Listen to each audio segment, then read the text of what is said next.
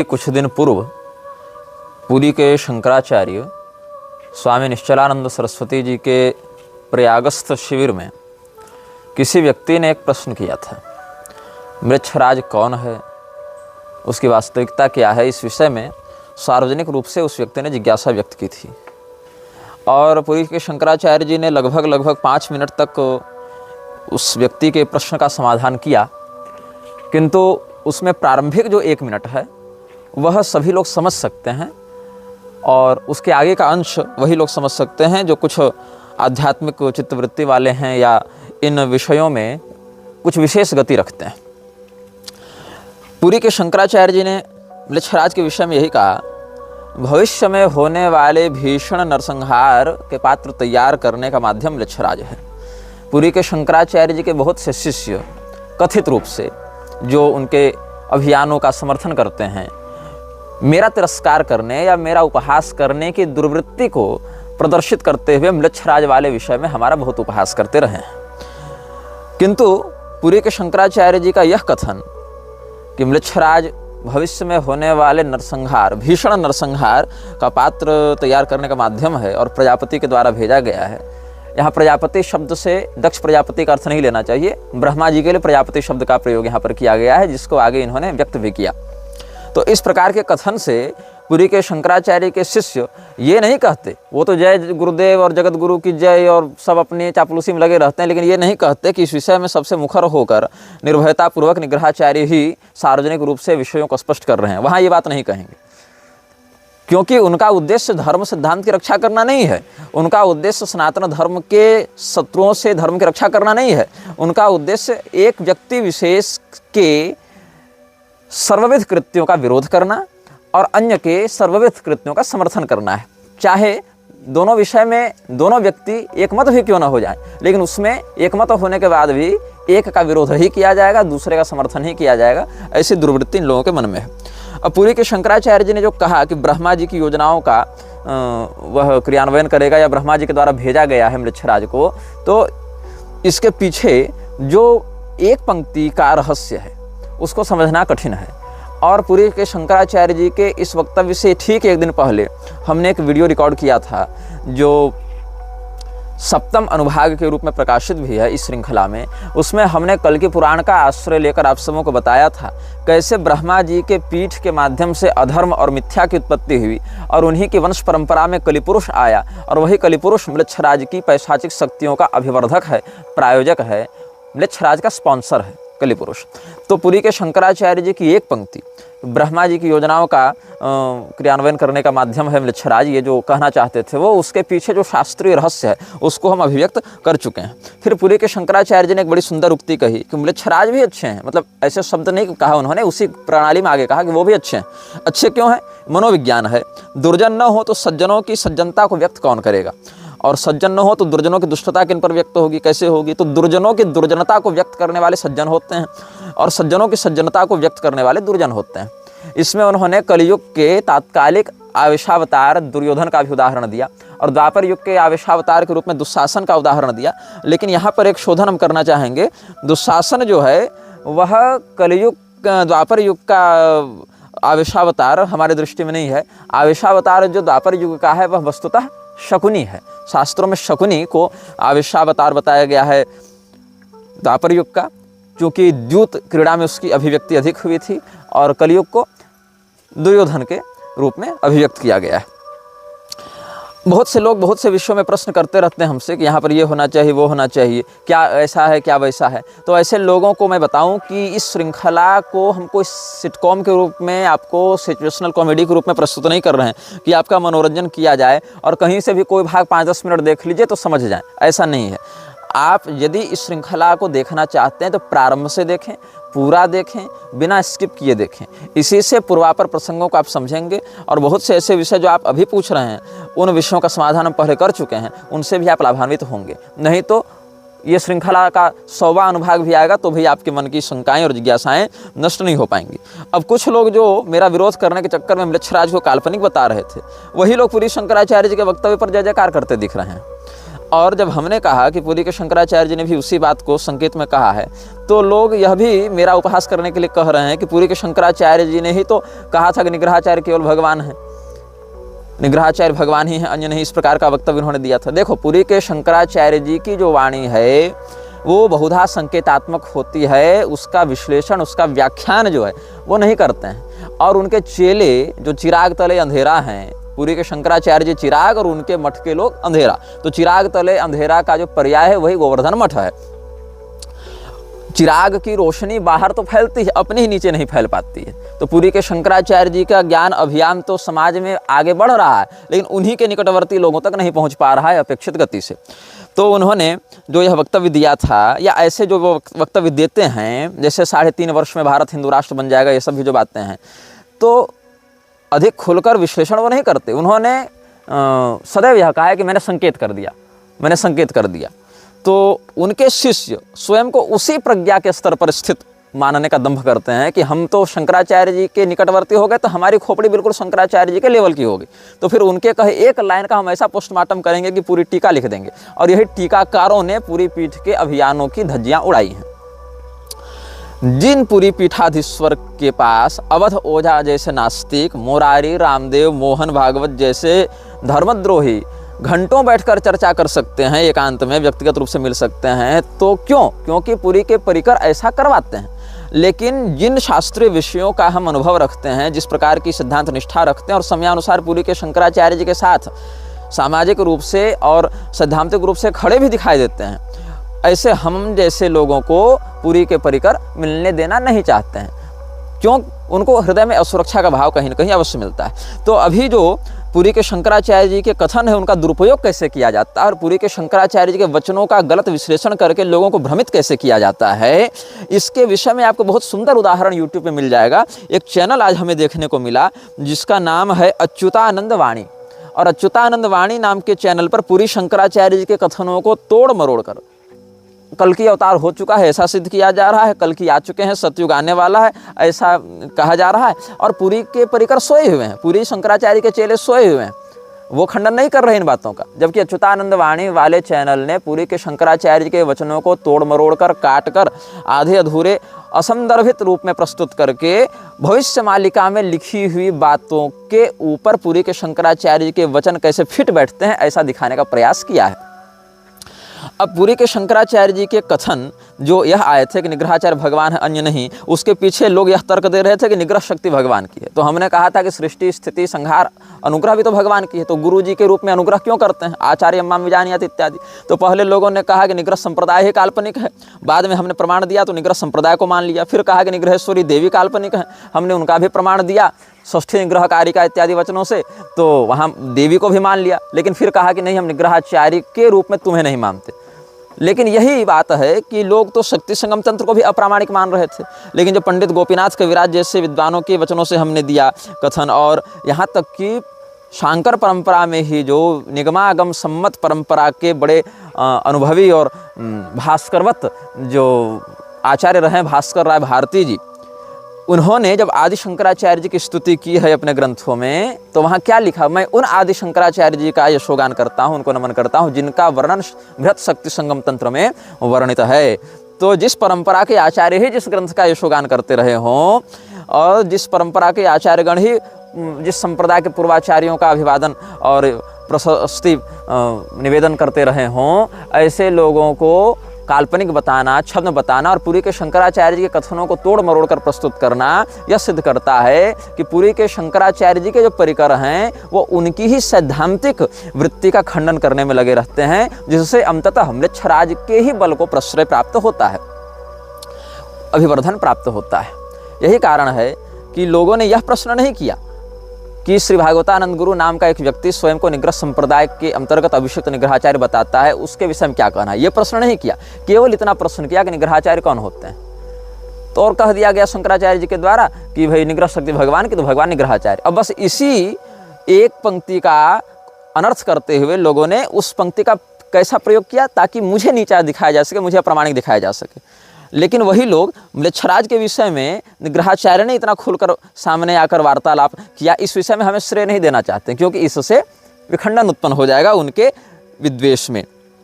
ऐसे ही एक संदिग्ध चरित्र वाली एक स्त्री हमारे विषय में भ्रामक भ्रामक प्रचार प्रसार करती रहती है, उसके कुछ फेसबुकी दलाल भी अफवाह उड़ाने में लगे रहते हैं, उसको लगता है कि सब जानती है। तो भगवती कामाख्या की भी वाम मार्गी परंपरा के कारण निंदा की, लेकिन मैं तो दक्षिण मार्गी हूँ। हालांकि मैं वाम मार्गी शास्त्रीय परंपरा का भी निंदक नहीं हूँ, लेकिन उसको निंदा करनी ही करती रहती है और अनधिकारिणी होकर भी वेद का व्याख्यान करती रहती है। अपने वास्तविक परिचय को सार्वजनिक करने में भयभीत रहती है और कहती है कि भाई निग्रहाचार्य जो बता रहा है वो तो ये सब इस यहूदी ईसाई इस्लाम मत में मिलता है। तो जिस मत में जिस पैशाचिक शक्ति का जैसा वर्णन प्राप्त होगा वैसा ही न बताएंगे बालिके। तुम्हारे कह देने से हम उसको अपने प्रारूप में ढाल कर तो नहीं बताएंगे। जिस मत के पिशाचों का जिस प्रकार से व्यवहार पैशाचिक सभ्यताओं में किया जाएगा वैसा ही उनका आख्यान व्याख्यान भी किया जाएगा।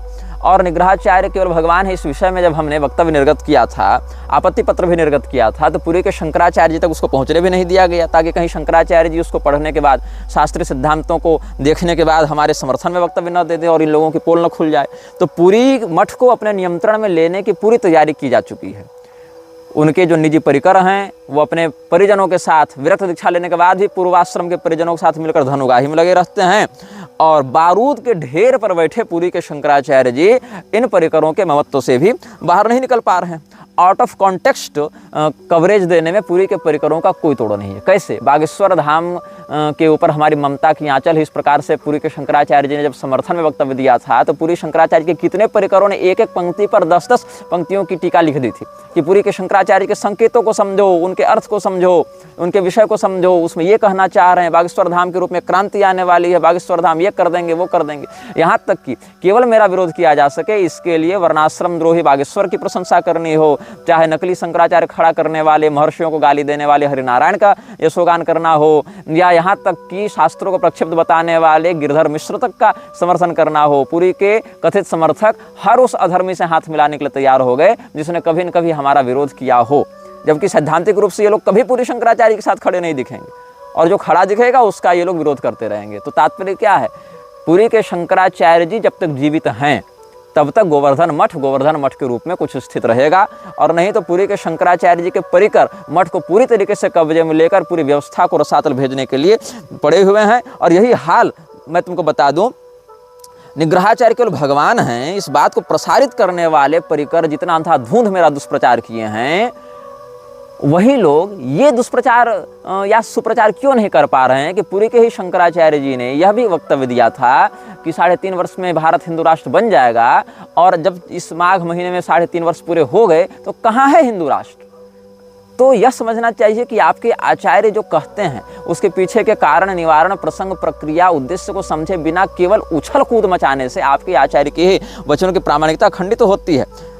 मुरारी जैसे लोगों का खूब आना जाना जब पुरी के शंकराचार्य जी के साथ होता है, मुक्तेश्वरानंद सरस्वती जी के साथ भी होता है, तो उनको बिल्कुल सामने लाकर बैठाकर उनको विधिवत सत्कार के साथ भेंट कराई जाती है, बात कराई जाती है, फोटो, चित्र, वीडियो इत्यादि प्रसारित किए जाते हैं, उनको समाज में एक उपलब्धि के रूप में दिखाया जाता है। लेकिन वहीं पर दोनों ही महानुभावों के जो परिकर हैं वो एक भी सैद्धांतिक विरोध हमारे माध्यम से व्यक्त हो जावे तो हमें बिल्कुल धर्मद्रोही, गुरुद्रोही और आचार्य द्रोही सिद्ध करने में कुछ परहेज नहीं करते। तो हमारे कथन से जो लोग भड़कते होंगे इस प्रकार की बातों से, वो ये समझें कि जिस व्यक्ति को मृक्षराज के विषय में इतनी गहराई से पता है, पुरी के शंकराचार्य जी को पता है, पहले वो संकेत करते रह चुके हैं, उनके पास बैठकर इन विषयों का संज्ञान प्राप्त करके, शोध करके समझाने और समझने की अपेक्षा जो तुम लोग पॉलिटिक्स बाजी और नारेबाजी और बैनरबाजी में लगे हो, इससे धर्म का उद्धार होगा कि मृक्षराज के विषय में और जो हम जैसे लोग अभिज्ञ हैं, विशेषज्ञ हैं, साधनात्मक और सैद्धांतिक रूप से तुम्हारे पक्ष में खड़े दिखते हैं इन मामलों में, उनके साथ हाथ मिलाकर आगे बढ़ने से काम बनेगा। तो जिन लोगों को हमारे कथन से चिढ़ लग रही होगी उनको ये समझना चाहिए कि तुम निष्पक्ष होकर, निष्कपट होकर मेरे एक कथन पर विचार करो कि क्या कारण है कि मेरा विरोध करने के समय पुरी के शंकराचार्य के हजारों लोग फेसबुक, यूट्यूब पर आ जाते हैं मुझे गाली देने के समय, लेकिन पुरी के ही शंकराचार्य जी कितनी पीड़ा और अंतर व्यथा के साथ ये कथन निर्गत करते हैं कि हमें 10 लोग नहीं मिल रहे हैं, हमारे आस्तिक शिष्यों के बच्चे नास्तिक बनते जा रहे हैं। कितनी पीड़ा से वो इस कथन को व्यक्त करते होंगे, कितनी पीड़ा उनके मन में होगी जिनको अपने सामने 10 योग्य शिष्य नहीं दिख रहे, योग्य शिष्यों के बच्चे आस्तिक के बजाय नास्तिक बनते दिख रहे हैं अपनी ही दूसरी पीढ़ी जाते जाते, लेकिन तुमको निग्रहाचार्य का विरोध करना है। तो मृक्षराज के विषय में पुरी के शंकराचार्य के कथन की एक पंक्ति तुम्हारी औकात से बाहर जा रही है और तुम केवल बाहरी शब्द को पकड़ लेते हो और कहते हो कि हम ही शंकराचार्य जी के सबसे अधिक विश्लेषक हैं और उनके कथन का सबसे अधिक समीक्षण करने की योग्यता रखते हैं। तो इस प्रकार से तुम्हारे दंभ के कारण पुरी के शंकराचार्य जी के ऐसे कथन जो संकेतात्मक होते हैं, जिनका प्रसंग असंदर्भित हो जाता है, वो विकृति को प्राप्त करके निष्फलवत हो जाते हैं। यही हाल निग्रहाचार्य भगवान है वाले कथन का भी तुम लोगों ने कर दिया। तुम लोगों ने प्रश्न ही गलत किया और उसका प्रचार दूसरी रूप से किया। तुमने ये प्रश्न नहीं किया कि श्री भागवतानंद गुरु नाम का व्यक्ति स्वयं को निग्रहाचार्य बताते हैं, निग्रह सम्मत निग्रह संप्रदाय के आज्ञाधिकारी मंडल के निग्रहाचार्य के रूप में, ये बताना था ना। ऐसा तो बताया नहीं। केवल पूछा निग्रहाचार्य कौन है, तो निग्रहाचार्य की जो आंतरिक तात्विक व्याख्या हो सकती है अक्षराम नाय के अनुरूप, उन्होंने कह दिया कि निग्रह का ये अर्थ, आचार्य का ये अर्थ, निग्रह शक्ति इनकी, आचार्य तो इनका, ऐसे कह दिया। ऐसे कह दिया तो शंकराचार्य भी केवल भगवान है, फिर शंकरोति शंकर ऐसे कह के आचार्य माम विजानीयात्, तो कल्याणकर्ता केवल भगवान है और मोक्षयिष्यामि मा शुचः ऐसे कह के शंकराचार्य केवल भगवान। तो ऐसी व्याख्या तो हर संप्रदाय की हो जाएगी, फिर तो असंदर्भित व्याख्या हो जाएगी ना। प्रकरण संदर्भ को स्पष्ट किए बिना वक्तव्य जारी करते हो। तो म्लेच्छराज के विषय में पुरी के शंकराचार्य से प्रश्न करने के बाद भी, उनसे समाधान लेने के बाद भी तुम्हारी खोपड़ी में कुछ धंसने वाला नहीं है। और 3.5 वर्ष हिंदू राष्ट्र वाली जो बात है, अब उस पर पुरी के परिकर अगर प्रश्न कर दिया जाए तो भड़क जाते हैं। जिस 3.5 वर्ष हिंदू राष्ट्र की बात लगाकर इतना अभियान चलाया गया और इतना कुछ महिमा मंडन अनावश्यक रूप से, अतिशयोक्तिक रूप से किया गया, उस अभियान की अब चर्चा भी नहीं करना चाहते लोग। अगर प्रश्न कर दिया जाए तो भड़क जाते हैं और गुरुद्रोही आचार्य द्रोही कहने लगते हैं। तो मतलब इनका ये कहना है कि हम जिस व्यक्ति को सर्वज्ञ सर्वोत्तम और कह दें, उसके क्रियाकलाप गतिविधि परिणाम में कुछ विभेद भी हो जाए तो हमें चुप रह जाना चाहिए, आंखें मूंद कर बातों को मान लेना चाहिए। यही हाल ये लोग म्लेच्छराज के विषय में भी करेंगे। बस केवल हमारा नाम और ब्रांड शंकराचार्य की परंपरा से ये न के न प्रकार ने जुड़ा रहे और चाहे सिद्धांत की बलि देते रहे हम, इस बात पर ही ये लोग अब निष्ठा रखने लगे हैं। तो 13 परिवारों ने अमेरिका के ऊपर विशेष शासन किया है अभी तक, जिसमें रूजवेल्ट परिवार है, ट्रूमन है, आइजनहावर है, कैनेडी है, जॉनसन है, निक्सन है, फोर्ड है, कार्टर है, रीगन है, क्लिंटन है, बुश है, ओबामा है, बाइडेन है। अभी इसमें प्रवेश हुआ है ट्रंप का। ये ट्रंप जो है वो पहले इन्हीं सब परिवारों के अर्थ को संभालने का, प्रबंध करने का कार्य भी करता था और अपने व्यवसाय को आगे बढ़ाने का कार्य भी करता था। लेकिन इसने सोचा कि अर्थ को प्रबंधित करने से अच्छा है कि स्वयं ही अर्थपति बना जाए। स्वयं ही राष्ट्रपति की रेस में आ गया और चूंकि धनाढ्य है, अच्छा वक्ता है, प्रेजेंस ऑफ माइंड है, तो इसमें वह सफल भी हुआ। यद्यपि यह बात ध्यातव्य है कि अमेरिका का कोई भी राष्ट्रपति सीधे चुनाव से नहीं बनता है जब तक CIA का उसको स्पष्ट समर्थन और प्रोत्साहन प्राप्त न हो। लेकिन यहाँ पर ट्रंप के माध्यम से एक आपको बात नोट कर लेनी चाहिए, जो कि भविष्य में देखने को मिल भी सकती है ये बात। जैसे हमने कल जापान के प्रधानमंत्री शिंजो आबे का उदाहरण दिया था कि कोरोना के समय WHO के द्वारा निर्गत की गई और वर्ल्ड इकोनॉमिक फोरम के द्वारा निर्गत किए गए मापदंडों को नकार दिया था और उसके 1-2 वर्षों के अंतर्गत ही उसको गोली मारकर अधमरा कर दिया गया, ऐसे रूप में विकृत कर दिया गया कि अब वो राजनीतिक रूप से सक्रिय नहीं हो सकता। अब ट्रंप भी यही करने जा रहा है और इसका दुष्परिणाम भी आ गए, इसको देखने को मिलेगा। कुछ तो पहले भी मिल चुका है इसको पिछली सत्ता जाने के समय में, और कुछ अब भी आगे मिलेगा देखने में।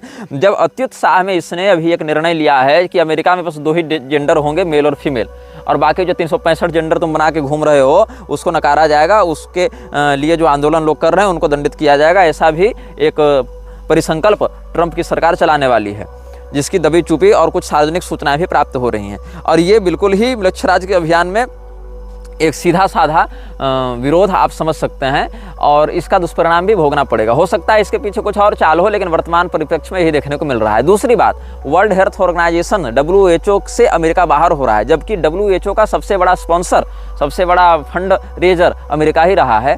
तो UN में भी आप देख लें तो हथियार या इस प्रकार के वैक्सीन्स और मेडिकल फार्मा इत्यादि के दृष्टिकोण से अमेरिका का बहुत बड़ा हाथ रहा है और कहीं ना कहीं एक प्रकार से एक तरफा नियंत्रण भी रहा है इन विषयों में। लेकिन WHO के आधिकारिक गठबंधन से अमेरिका बाहर जाने की तैयारी कर रहा है। जैसे ब्रेग्जिट में ब्रिटेन यूरोनेशंस से बाहर हो गया था, यूरोपियन संघ से बाहर हो गया था, और उसके बाद जैसे ही ब्रिटेन बाहर हुआ है ब्रेग्जिट के माध्यम से, वैसे ही वहाँ पर मुसलमानों की तेजी से बढ़ती आबादी, राजनीति में उनका हस्तक्षेप, ब्रिटेन की गिरती अर्थव्यवस्था और ब्रिटेन की वैश्विक साख में कलंक लगना, ये सब प्रारंभ हो गया है। और एक गुरुंड सभ्यता के रूप में ब्रिटेन अपने अपकर्ष की ओर बढ़ रहा है इतनी तेजी से कि वहाँ संसद भवन को मैरिज हॉल के रूप में किराए पर देने तक का निर्णय लिया जा चुका है। तो जो लोग सत्ता का सुख पाना चाहते हैं वो म्लेच्छराज के द्वारा तय किए गए मापदंड के स्पष्ट विरोध में नहीं जा सकते। थोड़े बहुत आमूलचूल परिवर्तन अस्थायी रूप से भले कर दें, लेकिन बिल्कुल वो मुख्य अवधारणा के विरुद्ध नहीं जा सकते हैं। और ट्रंप अभी यही गलती करने जा रहा है। आप इस बात को नोट कर लेंगे, निकटतम भविष्य में ट्रंप के जीवन में इसका दुष्परिणाम स्पष्ट रूप से देखने को मिलेगा। जब WHO से बाहर जाने के कारण या तो उसके ऊपर असॉल्ट होगा, जो कि पहले भी 1-2 बार प्रयास किया जा चुका है प्रायोजित रूप से, और साथ ही साथ अन्य प्रकार की आपदाएं भी उसके ऊपर आएंगी। हम आज बात करेंगे म्लेच्छराज की रणनीति के विषय में, वो प्रकार के सैनिकों के विषय में कि कम सेना होने के बाद भी म्लेच्छराज के सैनिक अपने उस समय जब म्लेच्छराज वैश्विक सत्ता में पूर्णतया हावी नहीं हुआ था, उस समय किस प्रकार की नीति का प्रयोग करते हुए ये युद्ध लड़ते थे और कम सेना होने के बाद भी अपने शत्रु पर हावी होते थे। आप एक और लिंक जोड़ सकते हैं, कुछ लोग कमेंट में लिंक जोड़ रहे थे कि पोप ने जिन लोगों के पैर चूमे थे और जिन लोगों के पैर धोए थे, सूडान के जो नेता थे, उनकी संख्या भी 15 थी। ये संयोग हो सकता है, लेकिन लिंक जोड़ने वालों ने एक बात कही थी। अभी मैंने जिन 13 परिवारों का वर्णन किया अमेरिकी राजनीति के परिप्रेक्ष्य में, वो ये 13 परिवार नहीं है जो वैश्विक सत्ता को चला रहे हैं। ये एक लघु वर्णन हमने सामंजस्य के रूप में कर दिया अमेरिका के परिप्रेक्ष्य में। तो अब हम म्लेच्छराज की रणनीति पर, युद्ध नीति पर कुछ विमर्श प्रस्तुत करेंगे। रोनाल्ड डी रॉयटर और फ्रिज स्प्रिंगमेयर, इसने एक पुस्तक लिखी थी, world wide evil and misery, the legacy of the 13 satanic blood lines. जो 13 सैटेनिक ब्लड लाइन्स हैं, उनमें जो 13 परिवार हैं, उनका संकेत पुरी के शंकराचार्य जी कई बार कर चुके हैं। ब्लड लाइन्स ऑफ इल्यूमिनाती, ये भी फ्रिज स्प्रिंगमेयर का एक लेख है। Who are Illuminati and what are the Illuminati's 13 blood line families, ये भी एक सिक्सबर्ट सेंगवा का है। और the Illuminati formula use to create an undetectable total mind controlled slave. और इसी अवधारणा पर आज का कॉर्पोरेट चल रहा है, आज की शिक्षा व्यवस्था चल रही है, आज का उद्योग चल रहा है। अब देखिए, बात ऐसी है कि इल्यूमिनाती एक वास्तविक संगठन है।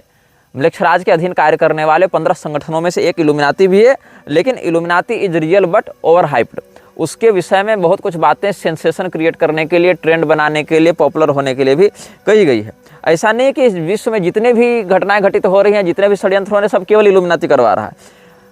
इल्यूमिनाती जो है, उसके अतिरिक्त उसके समानांतर चलने वाली और भी बहुत सी वैश्विक गुप्त संस्थाएं हैं जो इल्यूमिनाती के सहयोग से कार्य करती हैं या इल्यूमिनाती के विरोध में कार्य करती हैं, और प्रत्येक घटना के पीछे केवल इल्यूमिनाती है, ऐसा कहना भी एक अतिशयोक्ति है, एक अतिवादिता है। तो इल्यूमिनाती और फ्रीमेसन्स, ये 2 संगठन ऐसे हैं जो कि बहुत अधिक खुलकर अपने नाम को प्रयोग करते हैं, जो बल्कि इन्होंने तो आधिकारिक वेबसाइट तक बना रखी है अन्य की तुलना में। मतलब इन्होंने एक ऑफिशियल वेबसाइट बना रखी है, बाकायदा ये लोग खुलेआम सारा काम करते हैं। इसका एक छोटा सा उदाहरण मैं आपको और दूंगा, इनके संकेत समझना बड़ा सरल हो जाता है ताकि लोग इनकी ओर आकर्षित हों। इस्कॉन ने जो गीता छापी है, उसमें भगवान श्री कृष्ण के चित्र में आपको ये मुद्रा दिखेगी, और ये मुद्रा वो जो शैतान की प्रतिमा है, जो हमने आपको अनाम वृक्ष की, आर्द्र वृक्ष की जो भी संयुक्त प्रतिमा होगी, जो हमने आपको कल या परसों के अनुभाग में दिखाया था, पहले जो मूर्ति भी लगी हुई है सैटेनिक चर्च वालों के द्वारा, तो इस प्रकार की मुद्रा उसकी भी है।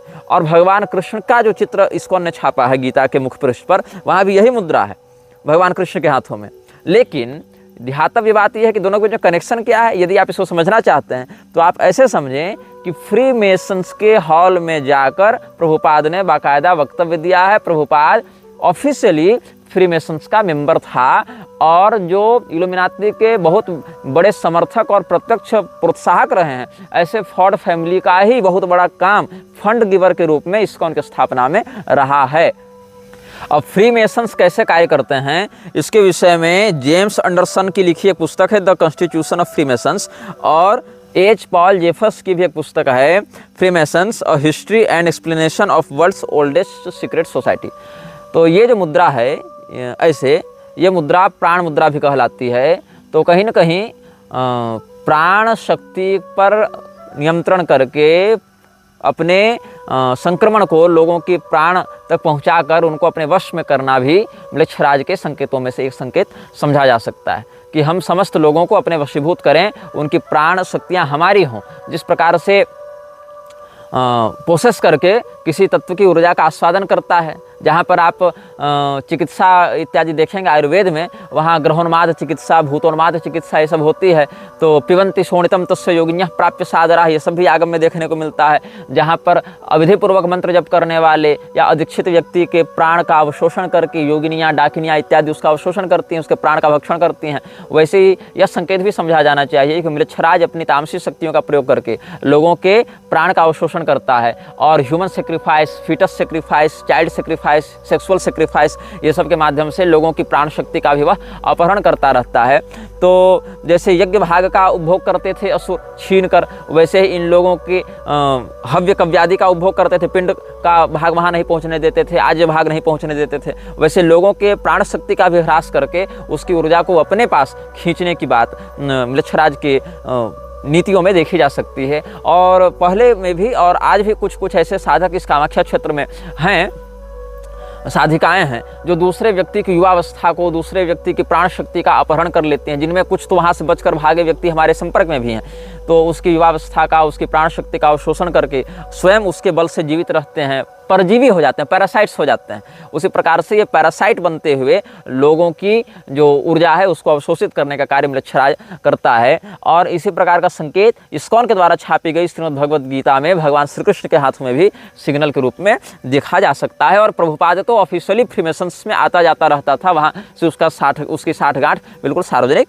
विषय है। यहूदियों के साथ आज भी और स्थापना के काल से भी इस्कॉन का बहुत निकट संबंध देखा गया है। इस्कॉन पर हम विशेष करके बाद में आपको सप्रमाण सारी बातें बताएंगे। अभी आप कुछ पुस्तकें तब तक पढ़ सकते हैं, मृच्छों ने ही जो लिखी हैं, लेकिन एक विद्रोहात्मक शैली में लिखी हैं। एंटोनी सी सटन की पुस्तक है secret cult of order, the Freemasons a history of the world's most powerful secret society, ये जैस्पर रिडली ने लिखा था। 101 secrets of the Freemasons, the truth behind world's most mysterious society, ये लिखा था बार्ब कार्ज ने और जॉन के यंग ने। ऐसे ही born in blood the last secrets, ये जॉन जे रॉबिन्सन ने लिखा था। Black freemasonry from Prince Hall to giant of jazz, ये सेल रिवेजर ने लिखा था। इस प्रकार से कुछ नाम है। अब हम एक संस्था की बात करेंगे, स्कल एंड बोन्स की। स्कल एंड बोन्स के ऊपर में कॉनरेड बाउर ने एक पुस्तक लिखी थी इसी नाम से, सीक्रेट्स ऑफ टॉम, ये अलेक्जेंडर रॉबिन्स की पुस्तक है। अमेरिका सीक्रेट इस्टेब्लिशमेंट, ये एंटनी सी सटन की पुस्तक है। द फॉल, इस प्रकार से एक रफस स्टीली की पुस्तक है, ये बोहेमन ग्रुप के बारे में बताता है। Bohemian Grove and the other retreats, ये जी विलियम डॉन ऑफ की पुस्तक है, डॉम ऑफ की पुस्तक है। इस प्रकार से और मैक हैसन की भी एक पुस्तक इसी नाम से है। तो world wide evil and misery, ये सब कुछ पुस्तकों के नाम हम लोगों ने सुरक्षित रखे थे, ये सब हम आपको बता रहे हैं। और स्कल एंड बोन्स का जो मुख्यालय है या उसका जो उद्भव स्थान बताया जा सकता है या उसका जो मुख्य कार्यकारी केंद्र बताया जा सकता है वो है येल विश्वविद्यालय। तो येल यूनिवर्सिटी जो है उसका अमेरिका की सत्ता में बहुत बड़ा योगदान रहा है। कैसे रहा है? तो येल से बहुत से लोग ग्रेजुएट हुए हैं, जिसमें 5 लोग अमेरिका के राष्ट्रपति बने। एक ही विश्वविद्यालय से निकले 5 लोग अमेरिका के राष्ट्रपति बन रहे हैं। 10 लोग फाउंडिंग फादर्स थे। सुप्रीम कोर्ट के जस्टिस 19 लोग बने हैं। 31 लोग आज भी बिलियनियर्स हैं जो अमेरिका की पूरी अर्थव्यवस्था को अपने कंट्रोल में रखते हैं। 54 लोगों ने आगे जाकर अलग अलग कॉलेज की स्थापना की और प्रेसिडेंट बने। और बहुत से लोग काउंटी स्टेट लेवल पर भी अपने अपने बड़े बड़े मेंबर्स पर रहे हैं, कैबिनेट मेंबर्स रहे हैं, गवर्नर्स रहे हैं। मतलब आप देखें तो अमेरिका की शैक्षणिक और राजनीतिक व्यवस्था को या न्यायिक व्यवस्था को बहुत अधिक कंट्रोल करने का केंद्र है येल विश्वविद्यालय। और यह येल विश्वविद्यालय जो है, वहाँ की जो सत्ता है, कांग्रेस जिसको कहते हैं, जो वहाँ सदन है, वहाँ के हजारों हजार सदस्य दोनों के मिलाकर, और यूएस डिप्लोमेट्स, राजदूत, उसमें मैकऑथर फेलोशिप मिली है 78 लोगों को, 263 लोगों को रोडीज स्कॉलरशिप मिली है, 123 को मार्शल स्कॉलरशिप मिली है, 81 को गेट्स कैम्ब्रिज स्कॉलरशिप मिली है, 102 को गुजेनहैम फेलोशिप मिली है, 9 को मिशेल स्कॉलरशिप मिली है। ऐसे करते हुए मतलब 500,000 ऐसे लोगों को फेलोशिप मिली है जो कि येल विश्वविद्यालय से सीधे सीधे संबंध रखते हैं। और ये येल विश्वविद्यालय the home of skull and bones भी कहा जाता है। और स्कल एंड बोन्स एक बहुत ही पैशाचिक संस्था है जो मलेच्छराज के अभियान को आगे बढ़ाने में बहुत सहयोगी होती है। ऐसे ही एस्केप फ्रॉम सैटेनिक कल्ट, ये जो एक वीडियो है वो हम आपको टेरेसा के इंटरव्यू के आलोक में पहले बता चुके हैं। इसमें जो भी डाटा हम दे रहे हैं आपको वो कोई काल्पनिक डाटा नहीं है, ये सब येल विश्वविद्यालय के माध्यम से आधिकारिक रूप से प्रकाशित किए जाते रहे हैं समयानुसार, उसकी जर्नल्स में, उसकी वेबसाइट्स में, उसके एलुमिनी मीटिंग्स में ये सब डाटा सार्वजनिक किया जाता रहा है। थोड़ा सा आप मस्तिष्क लगाएंगे, शोध करेंगे तो आप तक भी ये जानकारी बहुत सरलता से पहुँच जाएगी। पुनश्च हम इस बात को यहाँ पर स्पष्ट कर दें कि जितने भी पुस्तकों के नाम हमने बताए हैं वे सब म्लेच्छों के द्वारा ही लिखे गए हैं, क्योंकि भारतीय समाज की अपेक्षा वो लोग इस मामले में अधिक जागृत हैं, क्योंकि भारत की जनता को रुचि नहीं है इन विषयों में, वो जानना भी नहीं चाहती, पहचानना भी नहीं चाहती। वो इतने लोकल मानसिकता की हो गई है भारत की जनता कि वो अपने गांव मोहल्ले पंचायत के आगे कुछ देखना ही नहीं चाहती, सोचना ही नहीं चाहती। और सबसे बड़ी बात, समझना कम चाहती है, बताना अधिक चाहती है भारत की जनता। और अपने भारतीय समाज में आप आस पड़ोस में देख लीजिए कितने लोग इन विषयों के प्रति जागरूक हैं, कितने लोग इन विषयों के विषय में जानते हैं या सोचते हैं या जानना चाहते हैं। उनको अपने गली मोहल्ला पार्षद मेयर के चुनाव से ही सोचने में फुर्सत आगे नहीं मिलती। अपने बाल बच्चों के करियर के विषय माता पिता सोच रहे हैं, उसके आगे कुछ नहीं सोचना है। बच्चे अपनी गर्लफ्रेंड बॉयफ्रेंड में बिजी हैं, उससे आगे उनको नहीं सोचना है। जो कुछ धार्मिक जगत के लोग हैं वो अपने गुरु की चापलूसी में और उसके गुरु नेता की चापलूसी में फंसे हुए हैं। नेता को ठेकेदारी से मिलने वाले कमीशन से फुर्सत नहीं है। तो मतलब इन विषयों पर चिंतन करने का जो वेग होना चाहिए भारतीय समाज में वो नहीं है। और जो कुछ लोग इस प्रकार का चिंतन कर पाते हैं उनकी बात को काल्पनिक बोलकर नकारात्मक रूप से डेमोनाइज किया जाता है और उनकी बात विशेष रूप से पहुंच नहीं पाती। और बहुत सारे लोग जो बोल रहे हैं पॉडकास्ट इत्यादि में वो ऐसे प्रकार से इसको ग्लोरीफाई करते हैं या फिर इतनी काल्पनिक और मनगढ़ंत बातें बता देते हैं जो कि और छोड़ कुछ होता नहीं है, बस एक सेंसेशन क्रिएट करने के लिए, व्यूज पाने के लिए कुछ भी बोल देते हैं। तो ये जो हमने आपके कुछ विदेशी लेखकों के विषय में चर्चा की है, ये लेखक जो भी बातें लिख रहे हैं, मैं ये नहीं कहता कि मैं 100% उन बातों से सहमत हूँ। हाँ, 100 बातें अगर लिखी गई तो 70 बातें उसमें सही हैं, तथ्यात्मक हैं, और 30 बातें ऐसी हैं जो उस व्यक्ति ने अपनी मानसिक स्तर के आधार पर अनुभव की और संकेतों के आधार पर कुछ लिखा। लेकिन 100% हम उनसे भी सहमत नहीं हैं, क्योंकि हम जो बातें कह रहे हैं वो अपने अनुभव से कह रहे हैं, अपने शोध से, अपने अध्ययन से, अपनी साधना से कह रहे हैं, अपने जीवन के अनुभवों से कह रहे हैं, अपने परिश्रम से जो हमने प्राप्त किया उससे कह रहे हैं। ऐसे उन्होंने जो कहा वो अपने स्तर पर कहा। दोनों का 100% हर बात पर सहमत होना संभव नहीं है, लेकिन एक ऐसी सत्ता है और उस सत्ता में ऐसी कुछ बातें हैं, इस विषय में लगभग 70% हमारी सहमति उन तत्वों से भी रहती है। म्लेच्छराज जब भी किसी युद्ध का उद्घोष करता था तो वो 4 बातों पर बहुत महत्वपूर्ण निरीक्षण करता था। सबसे पहली बात है नैतिक नियम। हम किसको मारेंगे, कैसे मारेंगे, कब मारेंगे, कब नहीं मारेंगे। नैतिक नियम, उसकी प्रणाली, उसका अनुशासन, ये प्राथमिक विषय होता है जो म्लेच्छराज देखता था या देखता है। दूसरा, पृथ्वी कैसी है, मतलब हवा में तो आप लड़ेंगे नहीं, पानी के अंदर अंडर वाटर तो आप लड़ेंगे नहीं। जिस समय ये अभियान चला था, अभी तो अंडर वाटर सबमरीन्स लड़ रही हैं, लेकिन फिर भी उसको एक ग्राउंड चाहिए, एक बैटल ग्राउंड चाहिए। पानी ही सही, लेकिन एक भूमि आधार तो चाहिए ना युद्ध लड़ने के लिए। चाहे आप फाइटर प्लेन से भी लड़ रहे हैं, मेरे कहने का मतलब है निराधार युद्ध होता नहीं है। आप अगर वायुयान से लड़ रहे हैं तो भी आपको वहाँ की स्थिति देखनी पड़ेगी। अब धुंध छा गई, आपका वायुयान आगे देख ही नहीं पा रहा है, आपका पायलट, या रडार उसके पकड़ नहीं पा रहे हैं, वैसे स्टील्थ टेक्नोलॉजी का प्रयोग किया गया। तो या तो यांत्रिक दृष्टि से या तो मानवीय दृष्टि से आपको अपने युद्धाधार को समझना पड़ेगा कि आप संकरी भूमि में लड़ रहे हैं, वहाँ खाई है, वहाँ नदी है, वहाँ की मिट्टी कैसी है, वहाँ का मौसम कैसा है, ये सब समझना पड़ेगा। फिर क्या है, सेनापति कैसा है, जिसके नेतृत्व में सेना की वह टुकड़ी लड़ रही है, उस व्यक्ति की मानसिक स्थिति क्या है, उस व्यक्ति के विषय में उसकी सेना में बैठे लोग क्या सोचते हैं, उसके वाणी का कितना सम्मान करते हैं और वह व्यक्ति अपने सैनिकों के साथ कैसा व्यवहार करता है। तो पहला है नैतिक नियम और अनुशासन, कोड ऑफ कंडक्ट जिसको आप कह सकते हैं। दूसरा है युद्धाधार का निरीक्षण कि हम किस बेस पर, किस ग्राउंड पर हम लड़ रहे हैं, वहाँ की बात क्या है। तीसरा है हमारा कमांडर कैसा है, हमारा नेतृत्वकर्ता कैसा है। और चौथा है प्रकृति, जो युद्धाधार है उसके अतिरिक्त वहाँ पर रसद पानी पहुँचाने की क्या व्यवस्था है, वहाँ पर संसाधन पहुँचाने की क्या व्यवस्था है, वहाँ से युद्ध में हारने की स्थिति में भागने की क्या व्यवस्था है, पीछे हटने की क्या व्यवस्था है, आगे बढ़ने में क्या मार्ग है, इससे अधिक महत्वपूर्ण युद्ध में होता है पीछे हटने का क्या मार्ग है। यद्यपि पीछे हटने के मार्ग को बहुत से सेना नायक स्वयं नष्ट कर देते थे ताकि हमारे सैनिकों पर एक दबाव बने और पीछे लौटने का जब विकल्प नहीं रहेगा तो युद्ध करना अंतिम विकल्प होगा। लेकिन सेनापति को हमेशा इस दिमाग को धारण करना चाहिए कि हम सही समय पर पीछे हटें, रिट्रीट करें ताकि दोबारा आक्रमण करने के लिए जीवित बचें।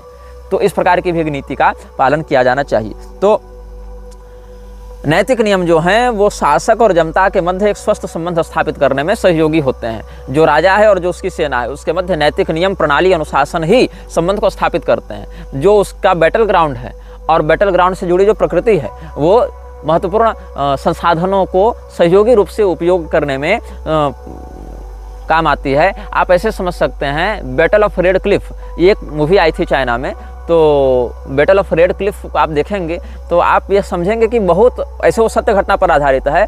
बहुत छोटी छोटी बातों का आश्रय लेकर कम सेना से भी बड़े युद्ध को जीता जा सकता है। हवा किधर से चल रही है, बारिश कब होने वाली है, बादलों की क्या स्थिति है, तो ये सब छोटी छोटी बातें हैं। लेकिन वहाँ के सेनानायक इन बातों को ध्यान में रखकर छोटी सेना के साथ भी बड़े युद्ध में हावी हो जाते थे। ये बैटल ऑफ रेड क्लिफ में आप लोग देख और समझ सकते हैं। वीडियो जल्द ही हटा दिया जा सकता है। कृपया थर्ड पार्टी ऐप्स का उपयोग करके डाउनलोड करें। आप इस वीडियो को अपने चैनल पर फिर से अपलोड भी कर सकते हैं।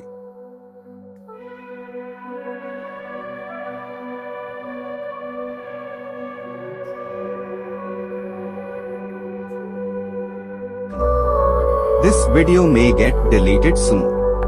Please download using third-party apps. You may also re-upload this video on your channels. Thank you.